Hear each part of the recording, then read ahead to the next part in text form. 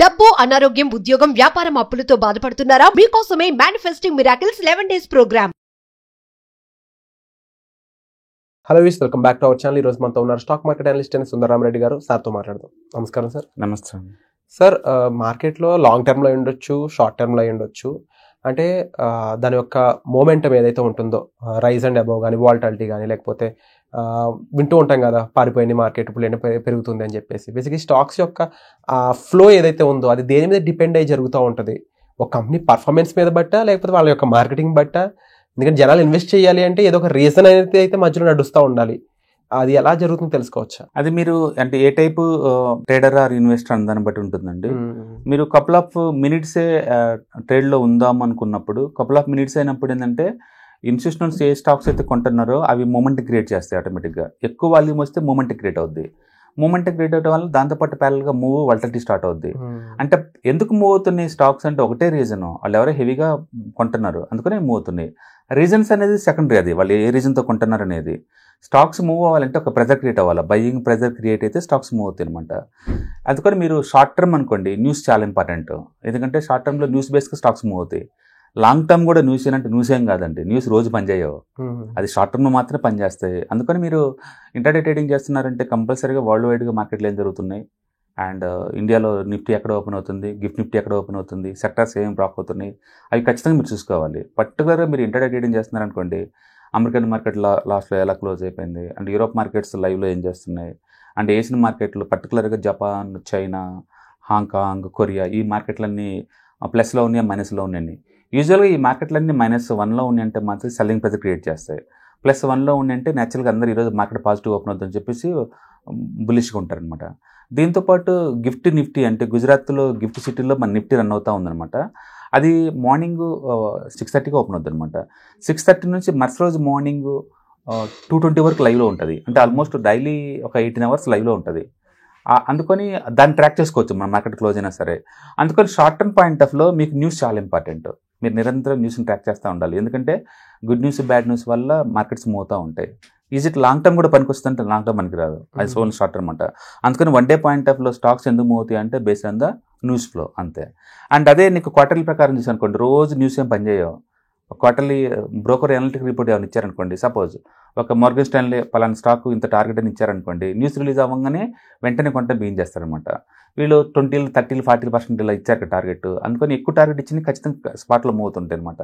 అందుకని ఏదైనా ఇంటర్నేషనల్ కానీ నేషనల్ కానీ బ్రోకర్స్ అనలిస్టులు రిపోర్ట్లు జనరేట్ చేశారనుకోండి, వాటి వల్ల మూవ్ అవుతుంటాయి. అది ఏది క్వార్టర్లీ ప్రకారం ఇలా చూసుకుంటే మనం. అదే నువ్వు 1 year పాయింట్ ఆఫ్ చూసావు అనుకోండి, వాల్యుయేషన్ డస్ మ్యాటర్. చీపర్గా ఉన్నాయి అనుకోండి, క్విక్గా మూవ్ అవుతూ ఉంటాయి. అంటే మార్కెట్ కండిషన్ బట్టి అది బుల్ మార్కెట్ అయితేనేమో ఈపీఎస్ పెరిగి పెరుగుతూ ఉంటాయి. అంటే బేర్ మార్కెట్ అనుకోండి, ఓకే, లో వాల్టాలిటీ ఉన్నాయి తక్కువ పడుతూ ఉంటాయి, మిగతా ఎక్కువ పడుతూ ఉంటాయి. అంటే రివర్సల్ అవుతుంది మార్కెట్, వాల్యూ ఉన్నాయి బాగా పెరుగుతూ ఉంటాయి. అందుకని valuation does matter.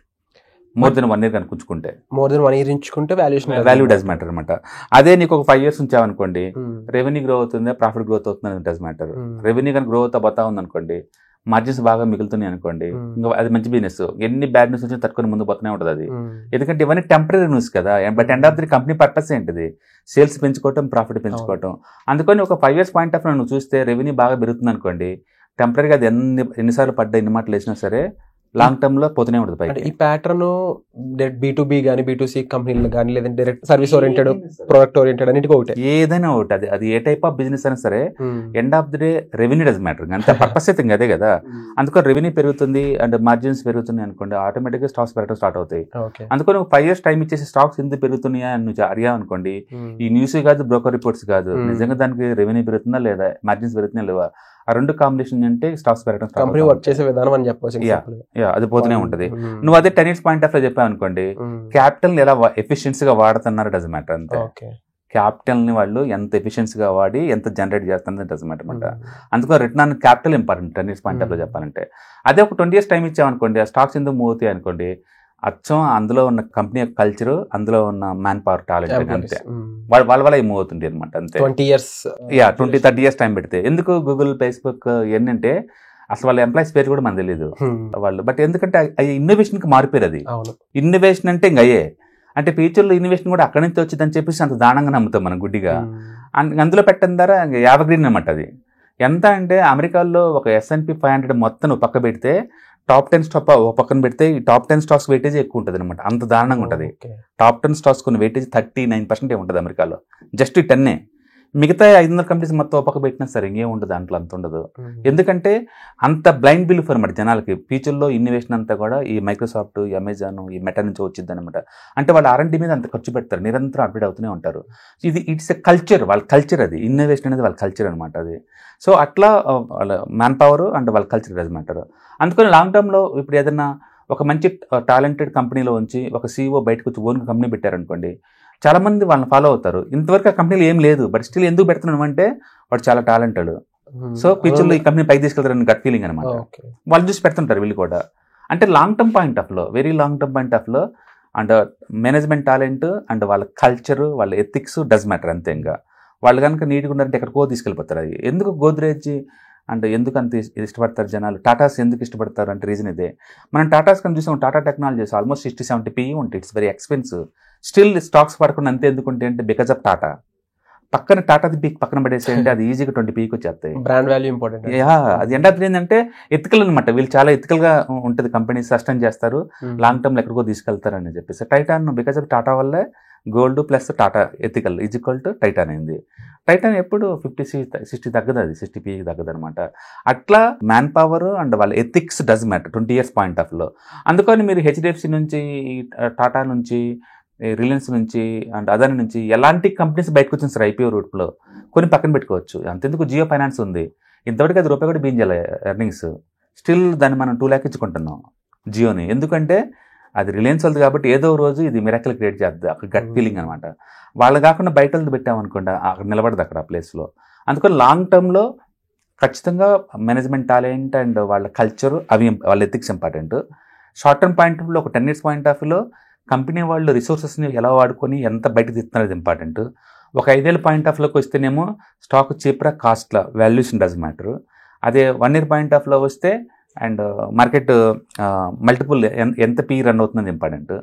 And 1 quarter point of లో వస్తే మాత్రం అనలిటికల్ రిపోర్ట్స్ ఇంపార్టెంట్. అనాలిసిస్ వాళ్ళు ఏం చెప్తున్నారు, బ్రోకర్ రిపోర్ట్స్ ఏమవుతున్నాయి, 1 day ప్రకారం చూసుకుంటే మాత్రం only news important, nothing else. Different variables different time frames లో వర్క్ చేస్తానమాట. అందుకని మీరు ఏ టైపు ట్రేడర్, ఇంటర్డే ట్రేడర్ అయితేనే మీరు స్పెక్యులేటర్, మీకు న్యూస్ కావాలి ఖచ్చితంగా. So give the more importance the news flow అనమాట. నేను ఇన్వెస్టర్ని, నాకు ఇవన్నీ న్యూస్ ఇంపార్టెంట్ కాదు. అందుకని ఈ war and raw material cost పెరగటం తగ్గటం అండ్ ఇన్ఫ్లేషన్, వడ్డీ రేట్లు ఇవన్నీ కూడా టెంపరీ. నేను లాంగ్ టర్మ్ ఇన్వెస్ట్ అయితే నేను ఏం పట్టించుకుని, ఎందుకంటే పట్టించుకుని చేసేది ఏం లేదు, నా నేచర్గా సూట్ అవ్వదు. అందుకని మీరు కోర్ పోర్ట్ఫోలియోనా, శాటిలైట్ పోర్ట్ఫోలియోనా, లేకపోతే 1 year ట్రేడరా, లేకపోతే ఇంటర్డే ట్రేడరా, మీరు ఎవరు దాన్ని పెట్టేసి దానికి ఇంపార్టెన్స్ ఇస్తారు. మీరు వెరీ లాంగ్ టర్మ్ కోసం ఉంటే కనుక మీరు purely go for the management అనమాట. అందుకని మీకు కన్ఫ్యూజన్గా ఉందా, ఇవన్నీ తలకాయ నొప్పిలా అనిపిస్తుంది స్టాక్ ట్రాక్ చేయడం ఇవన్నీ కూడా, go and sit in the index. Wonderful. అది full safe side and YouTube పోతుంది అనమాట. అందుకే మీరు రిటైర్మెంట్ అయినా, యాక్టివ్గా ఉన్నా అండ్ కన్జర్వేటివ్గా ఉన్న వాళ్ళందరూ కూడా ఇండెక్స్లు ఇవి సరిపోతాయి. ఎందుకంటే వాళ్ళు 6 months రీబ్యాలెన్స్ చేస్తూ ఉన్నారు, అన్ని ఫిల్టర్ చేసుకుని అక్కడ దాకా వస్తున్నాయి కాబట్టి. అది కొంచెం యాక్టివ్గా ఉన్న వాళ్ళంటే మీరు స్టాక్స్ని ఫిక్స్ చేసుకోవచ్చు. మొత్తానికి అయితే వెరీ షార్ట్ టర్మ్లో న్యూస్ ఫ్లో వల్ల స్టాక్స్ మూవ్ అవుతాయి. వెరీ లాంగ్ టర్మ్ లో మాత్రం మేనేజ్మెంట్, వాళ్ళ ఎథిక్స్, వాళ్ళ కల్చర్ వల్ల స్టాక్స్ మూవ్ అవుతుంటాయి. Very true sir, thank you so much sir. Suman టీవీలో మీ పర్సనల్ అండ్ బిజినెస్ ప్రమోషన్స్ కోసం కింది నెంబర్కి కాంటాక్ట్ చేయండి.